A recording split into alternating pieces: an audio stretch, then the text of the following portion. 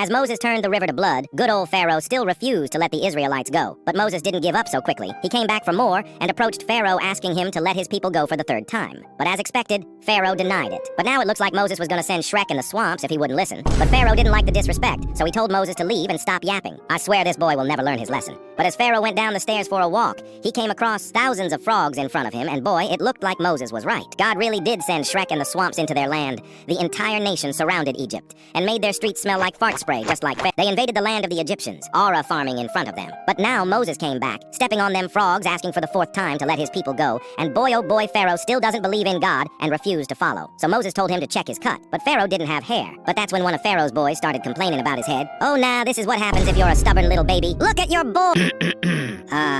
Right. So Moses went off, and boy, that was just one out of the many plagues, as two Egyptians went outside to tend their plants. They were creeped out by the sudden frogs, but they continued with their day. Though that's when a huge amount of flies started to appear out of nowhere. Probably because the place smells like your skibidi toilet. After that, there was this shepherd. The boy was just minding his own business, talking how the sheep was his life. He spent 20 years getting all these sheep, though that's when they suddenly died. All of them. Gone. Poor boy lost it all. Despite all this, Moses came back giving Pharaoh another chance. Just let his people go, boy. Okay, pal, what the actual Sigma? What do you mean? This doesn't prove anything. Are you blind? Can't you see your own land falling apart? Look at that poor boy. But Moses didn't even want to argue. He just left and told Pharaoh what was coming. So as Pharaoh was standing there, his other servant came back looking like he just had a bath in a microwave. The sun was too hot, and Sir Skinny Timmy just got himself a quick tan. Now bro was straight up yapping to Pharaoh, claiming it was the sun god Ra. That was when the soldiers came out, attempting to smite the frogs out of existence. But as they did, the temperature suddenly shifted at an alarming rate. It went from boiling to frozen. Look at what happens when you disobey the Almighty. Now you're stuck and have nowhere to run. Now we're back to my boy Hamoud. And at the moment, the boy was just embracing his only cacao tree after losing all his sheep.